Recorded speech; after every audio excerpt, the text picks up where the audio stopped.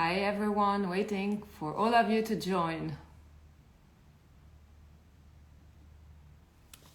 I am so glad to be hosting this live session, a special session today with an expert from Canada, an expert in blockchain technology, because we all want to know and understand better this digital world. So I'm waiting for everyone to join. It's been a while since I hosted a live session,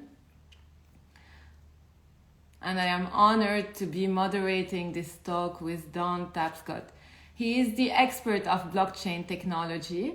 To make a quick introduction about our guest speaker today, who's going to be with us from Canada. He's going to tell us everything we want to know about blockchain, NFT, Web3, this digital world. So a quick brief introduction. Don Tapscott is the co-founder and chairman of BRI. BRI stands for Blockchain Research Institute. He has offices all over the world, in Canada, in the US, and in the Middle East recently. So this live session is done in collaboration with BRI Middle East. They aim to expand knowledge about the blockchain technology in the region and also all around the globe. And they also provide research about blockchain for big institutions and governments. And also Don is an adjunct professor at INSEAD. He is the author of several books regarding blockchain technology. He wrote books about the underlying technology behind Bitcoin, the importance of blockchain, how it will shape our future, businesses, money, everything, the way we live today, how it's transformational in every sense. And also you need to note that he was outspoken about this technology since 2016. His YouTube TED Talk reached more than 6 million views back then. Anyway, I don't want to be speaking all the time. We have a limited amount of time, so I'm going to add our speaker now so he can join us.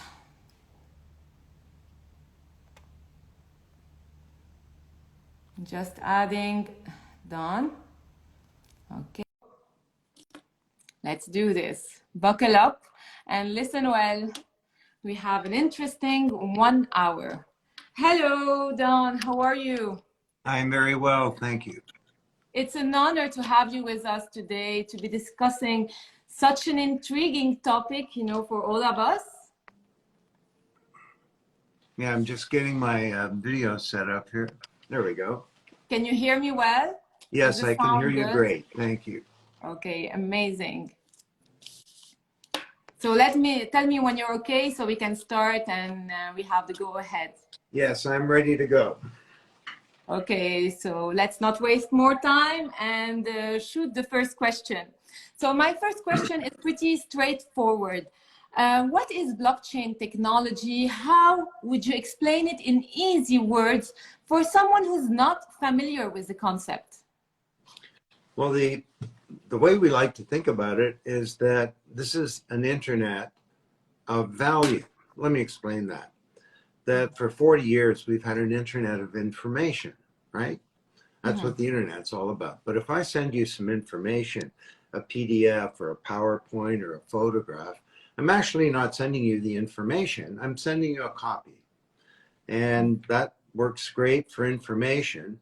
But when it comes to assets or value, things of value that belong to somebody, like money or security, stocks, bonds, or contracts, deeds, intellectual property, the data in our identities, or cultural assets like art or music or vote, when it comes to assets, things of value that belong to somebody, copying those is not a good idea, right?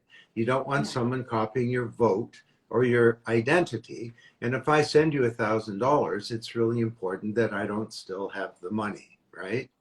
So cryptographers have called this the double spend problem for a long time. And the way we manage this problem in our economy is through intermediaries like banks, stock exchanges, credit card companies, social media companies, and they enable us to trust each other in business. They They enable us, or they enable a foundation for us to identify each other. They clear and settle transactions. They keep records. And overall, they've done a pretty good job. But there are growing problems, which I won't go into, but I'll be happy to talk about if you want. So, to answer your question, what if there was not just an internet of information? What if there was an internet of value? Some kind of vast global distributed ledger where anything of value, from money to securities to art to music, vote, could be managed, stored, transacted in a secure and private way. Well, that's what in 2008, an anonymous person named Satoshi Nakamoto cracked the double spend problem.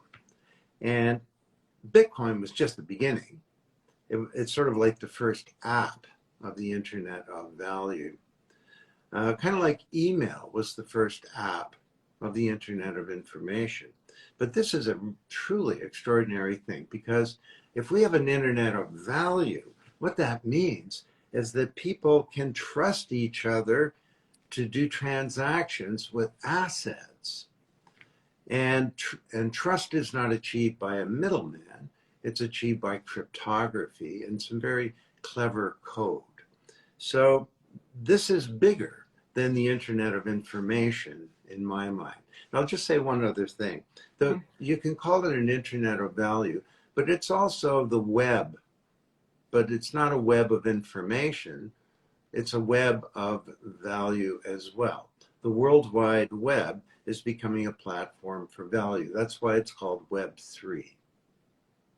Okay, thank you for this explanation. And now I want to move on to another point, because, you know, so many people, there's a misconception that blockchain is solely used for cryptocurrencies in general. What are today the other ways to benefit or to use blockchain technology other than crypto, so we can clarify this for the viewers? Well, the first thing is that all assets, money, securities, intellectual property, carbon credits, art, are being digitized. And money or currencies is only one of a whole number of different types of assets. They can become digital. So these are called tokens, right? And you can have a protocol token.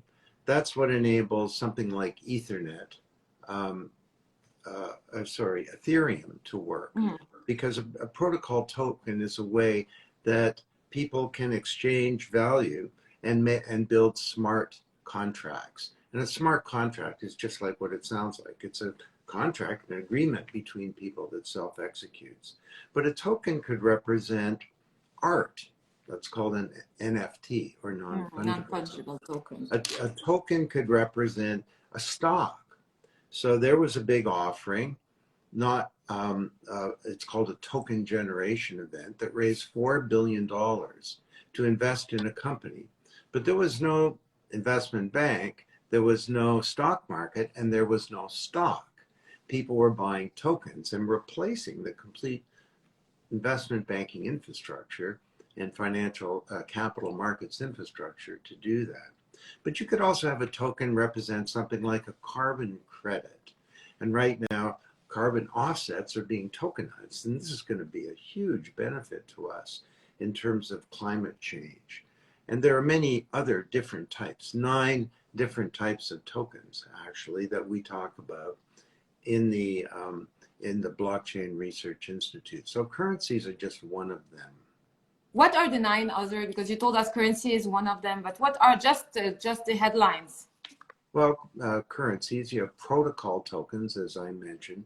There are governance tokens that enable the owners of a platform to be able to have a say in how it's governed. There are securities tokens, as I mentioned. By securities, you mean stocks? Like, for example, if I'm holding a stock, it's going to be on the blockchain platform, the ledger, right? This is what you mean, just to understand a bit better the concept. Yeah, that you'll be, rather than trading a stock on a stock market like Nasdaq, you trade securities tokens that represent a share of a company on a blockchain type token, a crypto or distributed token exchange, like Uniswap would be an example of that. Now, but it doesn't have to be a decentralized exchange like Uniswap. This could be done on an exchange like Coinbase is a very popular one. But you can also have, if I outline the 9 here as you asked, there can be natural asset tokens like carbon credits. There can be non-fungible tokens, and that enables us to invest in crypto collectibles. Another type of token is a stable coin. This is a coin or currency, but unlike Bitcoin, where it fluctuates in value according to market, this token is pegged to the value of another currency, like typically the US dollar as an example. And then you can have a 9th type, and that's called central bank digital currencies. And this is the digital euro, the digital yen, the digital RMB, the digital dollar. But it doesn't exist yet, right? You're saying we're heading there. Well, we're heading there, but they do exist in some countries. And the leading country there is China, that's rolling out its central bank digital currency. These are called CBDCs, central bank digital currencies, and in China it's called the DCEP. And they're rolling that out across One Belt, One Road linking Hong Kong and Rotterdam. They're also bringing it into Southeast Asia and into Africa. And this has caused the Federal Reserve in the United States a lot of grief because they're trying to figure out how to prevent the US dollar from being replaced as the global currency of record around the world. And that's what will happen if China rolls this digital, is the first to roll a digital currency all around the world. This is a big threat. And do you think that's why they banned the Bitcoin use, crypto use not long ago in China? Well, in part, I think that's actually true, that China wants to control blockchain and it wants to control this crypto revolution. So it doesn't want to see alternative currencies other than its own central bank digital currency. But also, China wants a central bank digital currency, not only that it can control, but it can architect it in such a way that it can monitor the transactions of every single citizen. So in a sense, China's partner in rolling out this central bank digital currency is Big Brother. And they'll be able to know exactly what you're spending, where, when, and this could be a big threat to privacy. And people say to me, well, Don, privacy's dead, get over it, what's your problem? If you got nothing to hide, this is stupidity. Privacy is the foundation of freedom. And we need to ensure that we can own and control our own data. Like in China, there's something that's called the social score that started off with perhaps understandable goals to encourage citizens to do things like pay parking tickets. But now if you're a citizen and you don't do what's right, there are consequences to you. And so you don't pay a parking ticket, or God forbid you say something critical about the government, all of a sudden your kid doesn't get into a good school. Or worse things can happen too. So it's important that these central bank digital currencies, if they are rolled out in other countries, are done in a way that protect the privacy of citizens. But if it is owned by the state, it is no longer decentralized, right? If it is owned by the state. And that's correct. Yeah. And but if you look at the discussion in the United States around the digital dollar, there's a guy named Chris Giancarlo, who was the head of the CFTC. It's a big regulator for commodities in the United States. And he's arguing that we need to do this, not just to protect the dollar, we need to do this to enable and ensure freedom in the world, and citizens can continue to be autonomous individuals, and that it can be architected in such a way where citizens and banks can both benefit. The central banks, if they had a central bank digital currency, they could see what was going on anonymously in the economy. So you put some money into the supply system, you find out, well, what are people doing? They're spending more, they're saving, they're investing. You could use transparency as a way of better regulating financial markets. You know, the idea that sunlight is the best disinfectant. And, so you make corporations naked. And if you're going to be naked as a company, there are some corollaries that flow from that. One is that if you're going to be naked, you better be buff, right? Fitness is no longer optional. So this could be a way of preventing criminal activity and bad behavior in the economy. They could have a lighter touch on regulation. So there is a case for central bank digital currencies, but you're absolutely right, Danielle, that this is very, very different, and from the that's why decentralized. Yeah. Because the whole purpose, of cryptos and why people are running into cryptos is the fact that it is decentralized. Especially after the 2008 crisis, a lot of people rushed to invest in Bitcoin, and this is when the hype started. So today, when you do, it becomes regulated or by the central banks, and they have oversight on it. It goes to the opposite of all the purpose of the cryptos, of the decentralization. Well, that's an argument for decentralization, absolutely. And the ultimate case of that is so-called DeFi. I don't know if we're gonna get to that. We're gonna get to that in a moment. Sure. But here, so you don't think, when I'm hearing this point of view of yours, you don't expect the cryptos to take over fiat currencies. You think that the fiat currencies are going to become digital currencies, right? If I understood a bit your point of view, this is what you were saying, that we're moving into having central bank own digital currencies. Yes, I don't see a world where there'll be all these completely decentralized currencies, and that's how you'll buy a Starbucks. That's not going to happen, because for the foreseeable future, we have things called nation states, and they have their own currencies, and they want to own and control their own currencies.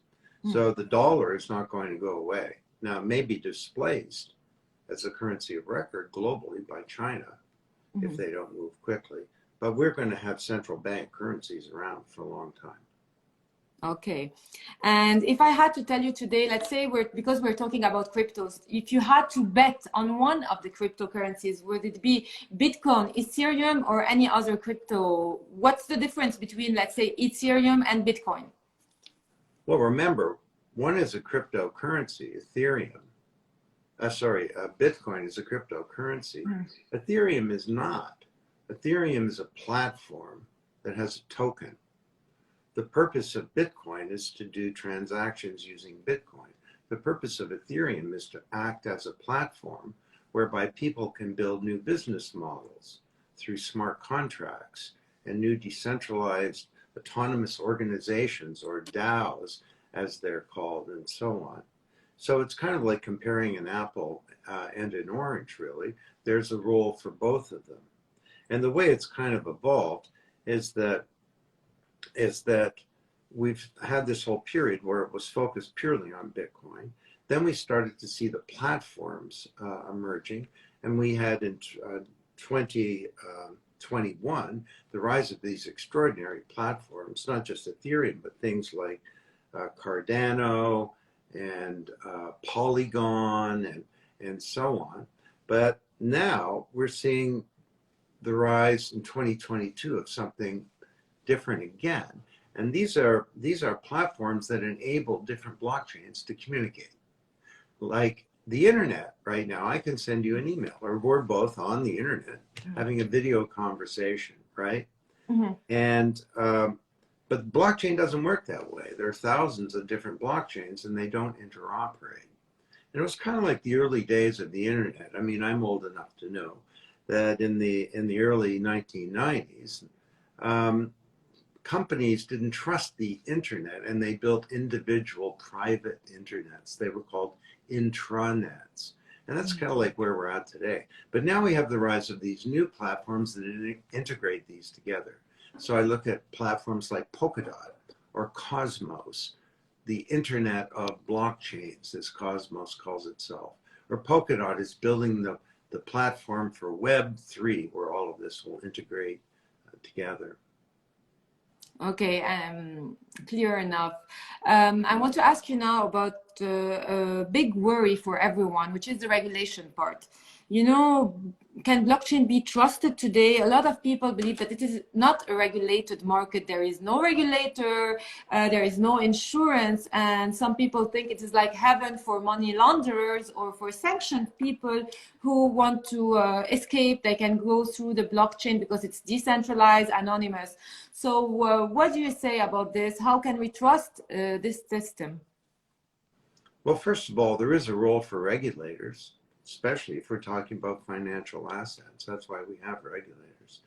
But the basic assumption behind a lot of this concern is false. The assumption is, and we hear many people say that the main purpose of something like Bitcoin is for criminals. This is just false. Criminals in the United States, this is Janet Yellen said this, that criminals in the United States use a currency. It's called the dollar, okay? The plain old dollar, and it's called cash. Now, maybe up to 1% of Bitcoin transactions are used for nefarious purposes, but it's probably 3% of cash, just dollars, is used but for crime. Cash is the foundation of organized crime. It's the foundation of the global drug industry. It's the foundation of money laundering. It's the foundation of tax evasion. It has evaporation and spillage. And once you get into it, if you're really smart law enforcement, you understand that crypto is a great thing because it's way better than cash. And there's a great TEDx talk by someone named Katie Haun, who was a former federal prosecutor in the United States, TEDx San Francisco. And she talks about how law enforcement uses Bitcoin to catch the bad guys. You see, if you and I do an illegal transaction using cash, there's no record of that. But if we do it using Bitcoin, no one knows who you are and no one knows who I am, but there's metadata. And so organized crime can analyze this, creates this metadata that can be analyzed by law enforcement. So the whole foundation of this argument is false. Now, having said that, I mean, these have a lot to do with financial markets, and there is a role for regulators. The trouble is, and Danielle, I wrote the book Paradigm Shift many years ago, and I described how leaders of the old paradigm have great difficulty embracing the new. So what we've got is an old financial institution with old laws and old regulators and old cultures and old ways of thinking about things. And they look at this new thing and they either don't understand it or they view it as a threat to their status and power, which is why right now the pendulum for regulation is swung way too far. In most countries are just trying to stop or hamper seriously the development of this important new innovation. But regulators need also to think about the other side, which is creating an environment whereby innovation can occur in their countries. Now, we didn't get into it yet. The main purpose of blockchain is none of this that we've all been talking about. The Internet of Value is an extraordinary thing that can enable all kinds of new business models, that can enable innovation, that can help us build better supply chains, that can help us create a whole new kind of financial industry that's much more democratic and open and responsive, that can help us solve huge problems in society like our digital identities or big social problems like land titles and so on. And this is what we wrote about in Blockchain Revolution back in the first edition was 2016. It was 6 years ago. And all of that, these big opportunities for the Internet of Value or the Web3 to have a positive impact on our economies and our society, that's all playing out today, pretty much the way we described it. And you know, there's a narrative saying already this day, the narrative says that so far they weren't even able to regulate social media. How that today blockchain and crypto are way more developed that they cannot even now tap into the market and regulate it. It's too late for the regulators. There's this narrative as well that I've been hearing. Well, I don't think it's right. You see, because we need regulation. There should be anti-money laundering legislation, but that legislation pretty much exists. You know, if you and I use a cryptocurrency to commit a crime, that's a criminal activity, and there should be laws, and that should be enforced. Our current law should be enforced. But we also need sensible securities legislation. Remember, one of these types of currencies, of tokens, is a securities token. So we need to have securities legislation governing the use of these things. But and how you raise money, for example, using a platform. But unfortunately, what's happening today is the regulators are not coming up with sensible ways to do this. In most countries, they're just trying to kill it. So in most countries, doing they used to be called ICO, initial coin offering. Now they're called token generation events. In most countries, this just can't occur. And I know in my own country, Canada, we've had thousands of young entrepreneurs that have just left the country, or they've created a platform somewhere else. Ethereum was created in Canada. Ethereum has a greater value than all of the Canadian banks combined. And we drove it out of the country by our regulatory environment.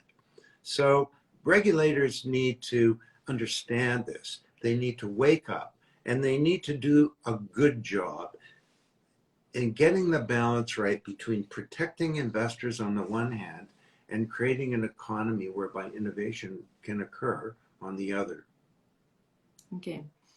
I want to talk now about the buzzword DeFi, decentralized finance. This is what we've been hearing also a lot about lately.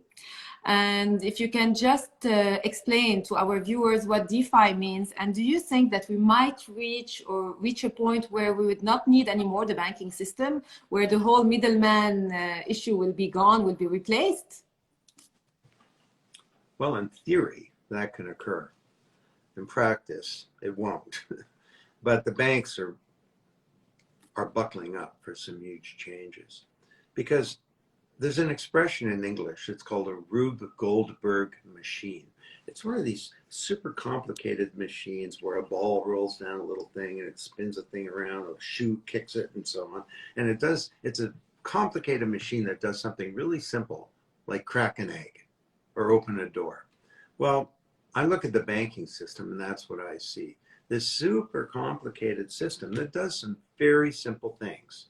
And every one of those simple things that it does can be replaced by software. Think about it. What do banks do? Well, they move money and value. Well, and it takes time. It takes a lot of time and a lot of fees. It sure does. You know, you crack your card in a Starbucks, and a bunch of messages go through half a dozen companies, and then 3 days later, a clearing and a settlement occurs. Well, if that were based on a blockchain, there would be no 3-day settlement, because the payment and the settlement would be the same activity, right? They'd just be a change to the ledger. And as you say, there would be no intermediaries with their cost and their delay and their risk, counterparty risk. So moving money using a decentralized network makes a lot more sense than moving money through a bank. But because they move money, they get to do other things. They get to store money. Well, we all know that assets can be stored on a blockchain now. Not just money, but assets can be art or music or a vote. NFTs. This is what brings us to NFTs next. Yeah. Well, just before we do that, think about all the other things in DeFi. You know, what else do banks do? Lending, for example. Sorry? Lending, for example, can Lending. lending be done through blockchain? Can Yeah, we well, lend to each other, yes, number to number? it is being done now, and it's basically peer-to-peer lending. But Only who it's monitors? Who regulates it? What if someone breaches the contract? What happens? well, that's the great thing about this platform, is that in a traditional environment, say you're borrowing some money to buy some stocks, right? Mm. Um, your broker may call you up and say, I'm doing a margin call because you're over leveraged. So you gotta put some money, some actual money back in. Well, with blockchain, that could never happen, because if you borrow some money, it's part of a smart contract that if you're over leveraged, the smart contract is automatically going to sell some assets so that you can't default. So all of the functions that the banking system provides, and trying to make sure that borrowers and creditors work together, and that there aren't defaults and so on, all of that goes away. It's automated by a smart contract that polices itself, and it has a bank inside the contract. So lending is another one. I mean, another one that it does, Alex Tapscott talks about these 9 things that the banking system does in a very good book called The Financial Services Revolution. It's on Amazon. But one of the other things that banks do is they invest money, the whole investment banking infrastructure. And you got venture capital and angel investors and private equity and mutual funds and hedge funds and all the rest. Well, as I said, you don't need any of that. You don't need a stock market now. If you can invest in a company by purchasing tokens in the company. So, I mean, this is called DeFi. And people think, well, is this like fintech? You know what? Fintech is this big. DeFi is as big as this room. How Fintech, big is it today? Can you give us just how much is it expected to grow, and how big is it today? well, fintech was 0 18 months ago. And now, I mean, I don't have the exact numbers, but we're talking about tens of billions of dollars of assets that are currently being moved around through fintech. And will this replace the banks completely? Well, no. But fintech is just kind of like what Alex calls it, digital wallpaper. It's just like you have the same old house, but you put some wallpaper on. Whereas DeFi is tearing down the house and it's building a new house. And the banks are waking up to this. They understand that this is an existential threat. Now, they're not going to die and they're not going to go away. Many of them will not, because they're smart enough to see the writing on the wall. And Daniel, I'll tell you something, because we have some time here. When I wrote The Digital Economy in 1994, I talked about a term I called disintermediation, the elimination of everything in the middle, having to do with information, right? Because that was the internet, was about information. I said, I think bookstores are in the middle between publishers and readers of books. They're going to go away. I said, but there's something new that's being created. It's called re-intermediation. And I said, the opportunity to create more value in the middle may be bigger than the old middle. But I created a law. I said, the leaders of the old middle will typically not be the ones to create the new middle. And sure enough, there was a new company 6 months later incorporated called Amazon.com that's now one of the 3 most valuable companies in the world. They re-intermediated. So smart banks will wake up and try and figure out how could we be creating value in the middle. So it won't. So you believe that the banking system will remain, but they will modernize in a way, in a sense, that will Yeah. keep up with the competition. Well, rather than tearing or putting on new wallpaper, they're going to have to tear down some rooms, at least, if not the whole house. So even the stock market will be able to trade on blockchain. So this is what you're foreseeing for the future. We can trade our stocks on blockchain, as simple as that. Well, we can trade traditional stocks on will Nasdaq embrace blockchain for traditional stocks? I don't know. I think they'd be smart to do that. But the more important thing is that many digital securities, as they become digitized, will not be traded at all on these traditional platforms. There'll be tokens, and they'll be traded on something like Coinbase or Uniswap. You know, Uniswap is a completely decentralized exchange, and it's bigger than Nasdaq and bigger than the New York Stock Exchange combined. Uniswap has a treasury of cash that's almost $10 billion last time I checked. That makes it one of the top 20 largest corporations in America, according to the size of its treasury. Now, that's not the usual way to measure the size of a corporation, but I'm just saying that, you know, Bob Dylan wrote a song. He says, there's something going on here and you don't know what it is. Well, there's something going on here, and the traditional banks have got to wake up and understand that this is not some little crypto criminal, you know, tangential activity. This is targeted right at the core of the deep structure and architecture of the financial system.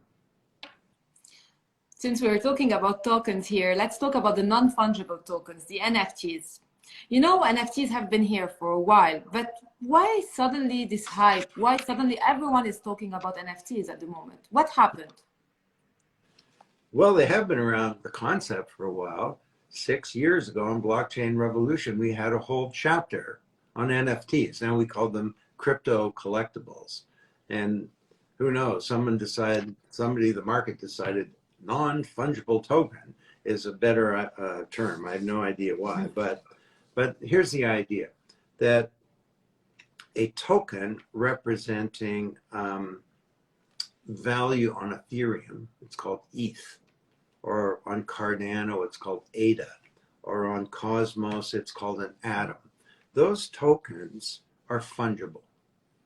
One atom on Cosmos is identical to another atom on Cosmos. But there are many things in the world that are not identical. And a good starting place would be art. There's only one Mona Lisa, right? Mm-hmm. And there's only one, you know, a statue by Michelangelo called David. And that makes these assets non-fungible. So what's happening with blockchain is that you can create a digital asset now that is non-fungible. And this is a really big deal, because prior to blockchain, if I created some digital art, you know, a really cool painting, maybe I'm a painter and I paint a portrait of you, and it's a beautiful portrait, and I post that on the internet, anyone could copy it. It has zero economic value. Whereas now I can take that painting of you and I can create a token that nobody can replicate. And so that means I've created a token which is non-fungible and it's non-replicatable. So it can now have value. So all of a sudden, this is a big deal, because it doesn't just mean that the whole world of digital art has been created now, where the creators of art can actually get value for what they create, but many other things are happening. It means that the collectors can now have a way of collecting all kinds of new classes of things. Now, don't ask me why people collect stuff. Actually, I do collect stuff. I got on this wall here, I got 20 guitars on my other wall. At the end, I'll turn the camera around if you want.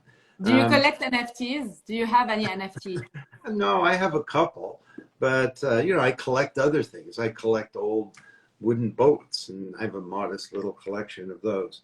But people just like to collect things, and that's a lot of what's behind the whole NFT thing. But that's just the beginning, because it's not just that I'm collecting a piece of art. Like a big company like Nike could create an NFT representing a certain kind of running shoe. But by buying that NFT, that gives me access to a whole other world of services and value that Nike could create.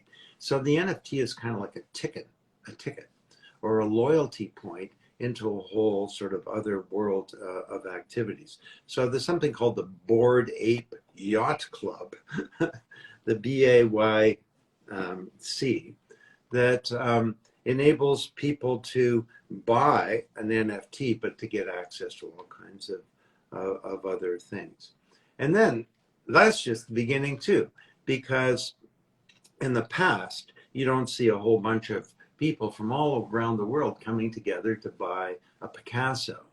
But with NFTs, you can instantly build a collective or a collaboration to try and buy something, right? So, and this is called a DAO, a distributed autonomous organization. This is one of the many purposes of a DAO. But a whole number of people came together and they raised, last time I checked, it was $40 million to try and buy a version of the US Constitution. So nobody individually wanted to kick in $40 million, but lots of people collectively could do that. So this is the power of the collective to purchase certain things as well. And then, just to, I know it's kind of a long story, but the other thing is that NFTs are one of the things that are enabling the metaverse to take off I wanted as to. well. Well, if you want to talk about that, we can do it. Yeah, because this, for example, when I think about NFT, I think what would be the use of an NFT if not in the virtual world? When, let's say, you have your avatar that looks like you want to go to a meeting, this avatar needs to dress up. So you buy your NFT online, you dress up, and you go to that meeting. Is it in that sense? Am I saying it correctly when I say it in that way? Because then NFTs would have real value for me. Of course, paintings, as you said, everything related to art makes sense. But the other, for Nike, for example, if I purchase Nike, an NFT of Nike, let's say, how would I use this NFT in the real world? If I can use it in the virtual world, let's say, it could make sense, kind of. Well, I think you raise a good point, that the virtual world creates a whole other world whereby people can show off their collectibles, right? Mm-hmm. So you said purchase a dress. Well, this is what it'd be called, a couturier dress. It'd be a single dress. It's like buying a couturier Chanel or something, because there would be only one dress like that, and it would be non-fungible. The same could be true for a set of Nike shoes. But clothing, think about it, in the physical world, what are assets? Well, we have clothes, and we have cars, and we have houses, and we have guitars, and we have property, and we have trees and stores and shopping malls and pens, and we got all kinds of assets. The entire world is full of assets. And if you have a virtual world, a metaverse, every one of those assets can be an NFT where it's protected, where it has value. You know, blockchain is what's enabling the metaverse to have a second life, if you will. Now, everybody remembers, maybe not, Second Life was back 15 years ago when I was there in Second Life. I used to give lectures in Second Life. My little avatar would walk up and go onto the stage, and there'd be a little audience. Can we explain to the viewers what Second Life is? Because maybe some of them don't know, so you can just explain Second Life. Well, Second Life was one of the first virtual worlds where little avatars could wander around and do things. And they did. So it already existed. So the metaverse, as Mark Zuckerberg is speaking about today, already existed 15 years ago. It existed, exactly. But it was very limited in terms of what it could do. Mm-hmm. Assets could not be protected the way that they can today. So now you have blockchains. The metaverse can explode. There was no real currency within Second Life, but now you can have a cryptocurrency whereby people can buy and sell things. And one of the biggest things is back in the day, Second Life was a centralized thing. That means, to your point, Danielle, that the owners could capture your data, and they could do things with your data. And this is a big problem in the physical world today. I mean, the virtual, Danielle knows more about you than you do, because you can't remember what you bought a year ago, what you said a year ago, your exact location, what medication you had, what diagnosis you had. You create the digital asset class, the asset class of the digital age. You create it, but it gets expropriated from you by these digital conglomerates, big tech and other companies and governments. And that means that you can't use the data to plan your life. You can't monetize the data. There are 1.5 billion people in the world that if they could have ownership of their own data, they could double their income, according to Jared Lanier, said that at Davos last time that we were there. It So, means it means our privacy is being undermined as well. So now we can have this data captured in the virtual Danielle can be owned by you. And it's a self-sovereign identity. And you can use it to do whatever you want. And it's an asset for you. You protect your privacy. This is a foundation of civilization, is to get our digital identities back in the real world. Now, in a metaverse, this can now be done. So the metaverse may be prototyping the notion of a self-sovereign identity that we can apply in the rest of the physical world. But for example, today, to go back to the point of NFTs, how do you value an NFT? You see that some are worth pennies, while others are worth millions of dollars. So how do you define the real value of an NFT today? Do you have any idea how that works? Well, I just created a piece of art, Don's art, okay? Okay. You know, that art. Very nice, lovely. You know, another piece of art, the Mona Lisa. I don't know, which do you think has more value? I like Don's art a lot, but I think the Mona Lisa has got higher value. It's called a market, you know? And is there something about the Mona Lisa that's intrinsically better? Maybe so. It's certainly greater art than what I created. But ultimately, the value of assets is largely determined by markets, what people are prepared to pay for them. The value of real estate in a physical world or a digital world is a function of what people are prepared to pay. People are prepared to pay an asset, a real estate asset in the metaverse, or in the other one, I forgot the name, Sandbox. In Sandbox, for example, they're paying millions for land in Sandbox. How do you explain this? Is there something we're missing here in the real land? What's happening? Why the sudden hype? Well, many of them bought the asset because they think it will appreciate. And if you bought in Sandbox a year ago, you made a lot of money because your real estate, the value of your real estate has gone up. So that's called speculation. Is it limited, for example, the number of plots in Sandbox? Is there limited plots of land for it to have value? If it was unlimited, then land would have no value whatsoever. But also people buy land like they do in the physical world that's most desirable, that's closest to shopping or near the best schools or whatever. So in the metaverse, you're telling me they will buy land close to what, let's say? There will be because schools in the metaverse or in Sandbox. Yeah, well, I was just reading a piece that the big accounting companies, all the traditional accounting companies are in these metaverse environments, buying up all kinds of land as an investment. It's like, you know, I live in Toronto here, and 30 miles north, I had an uncle who bought a whole bunch of farms because he thought that they would be really valuable one day. It turns out he was right. You think he was right? Okay. So well, he was right. He made lots of money. Because, you know, this sounds a bit crazy now thinking of it this way. And even, for example, the metaverse is really owned by, for example, Mark Zuckerberg. Can we buy lands, purchase lands in the metaverse that Mark Zuckerberg is building? Oh, I'm really happy you raised that, because what we've been talking about is a blockchain-based distributed metaverse where the creators of value are the owners of value. Mark Zuckerberg's version of the metaverse is quite different.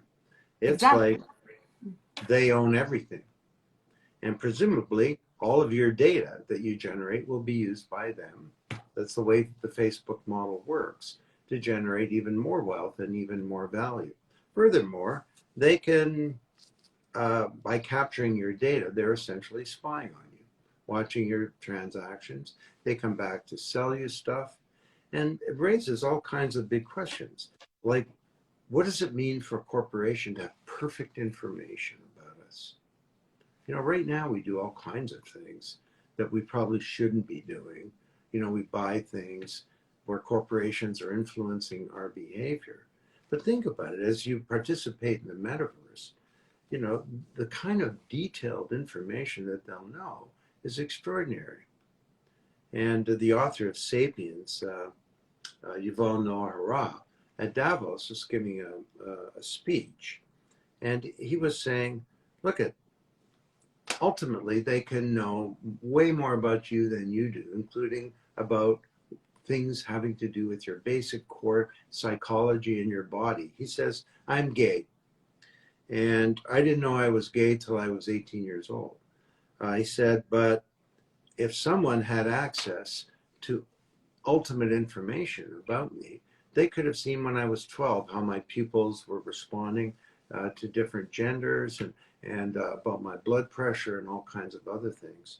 So, I mean, these are two very different visions of the future of virtual worlds. One controlled by a large corporation that owns everything, and where we're just players generating data for them, and the other that's decentralized, where we get to own our own identities and benefit from the value that we create in these worlds.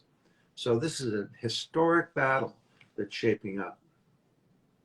Okay. And do you think which one will win the battle? Will it be the decentralized, or will it be Mark Zuckerberg's plan?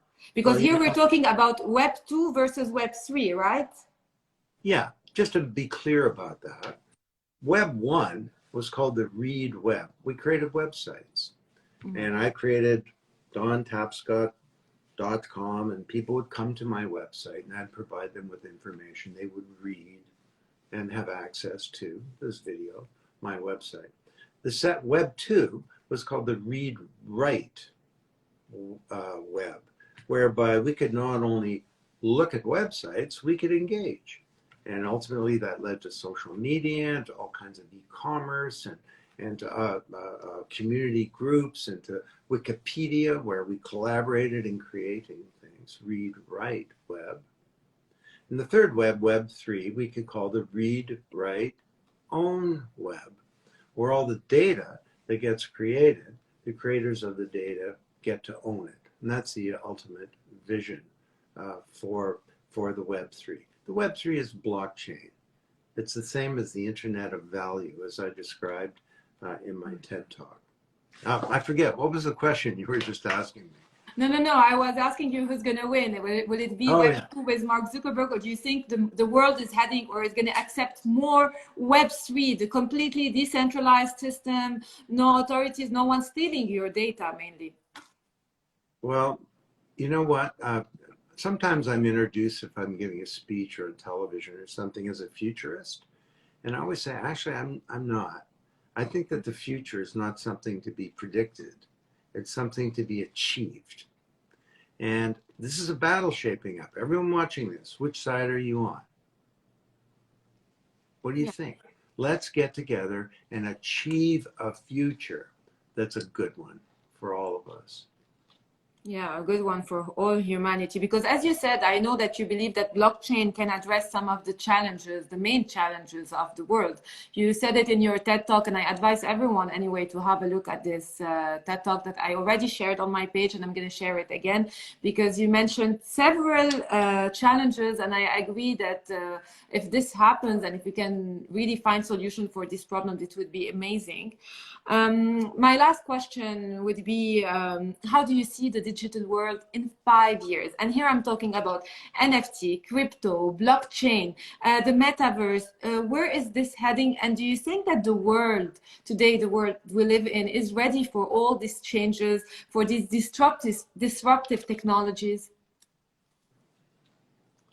Well, that's a great question. You know, the Internet of Information did lots of wonderful things, but there was a dark side.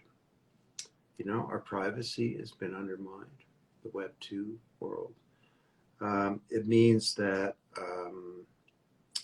there's, because of the data that we create has been captured by a small handful of companies, there's a bifurcation of wealth in our societies. United States, the economy is growing, the middle class is shrinking. There's wealth creation, but prosperity is declining. I thought the internet would bring us together. But I wrote back then, this is almost 30 years ago, that it could go the other way. We could follow our own point of view. We could create our own facts and build communities around them. We could end up in little self-reinforcing echo chambers where the purpose of information is not to inform us, it's to give us comfort for our preconceived views. You know, and there have been many other problems. And to me, blockchain is not going to solve any of these problems because technology doesn't solve problems, people do. But what it does is it gives us another kick at the can. It gives us another opportunity to bring about positive changes, to rewrite the economic power grid, and perhaps to build a new order of things, you know, but only if we will it. And I think that I've got to, you know, despite how difficult the world is now, you know, it's unsustainable, it's too conflicted, it's too unjust, it's too unequal, and many of these things are getting worse. Overall, I'm kind of hopeful because I have a lot of faith in humanity to learn and to adapt and to be able to embrace exciting new changes. Like, just think about the millions and millions of people all around the world that are part of a global diaspora, people who've left their ancestral lands. They send money back home. It's called remittances. It's $1 trillion market. Right now, they're being ripped off. They're being charged like 10%. Talk about the remittances being ripped off. You have to take the example of Lebanon. This was the biggest scam in history. Trust me. Well, land titles, 70% of land titles in the developing world are not enforceable. You know, so you're in Honduras, a dictator comes to power, says, you have a piece of paper, says you own your land. Government computer says, my friend owns your land. So, excuse me, there are all kinds of changes here that can be done. But my hope is that we're building a movement here of people who want to build a better future and who understand the power of this new technology and these decentralized business models to be able to do that. And I'm very thankful to you for organizing this conversation today because we're building the movement and I hope everyone will join. Yeah, you know, at the beginning, to be honest, Don, I was a bit skeptical about all this happening around us, about Bitcoin, cryptos.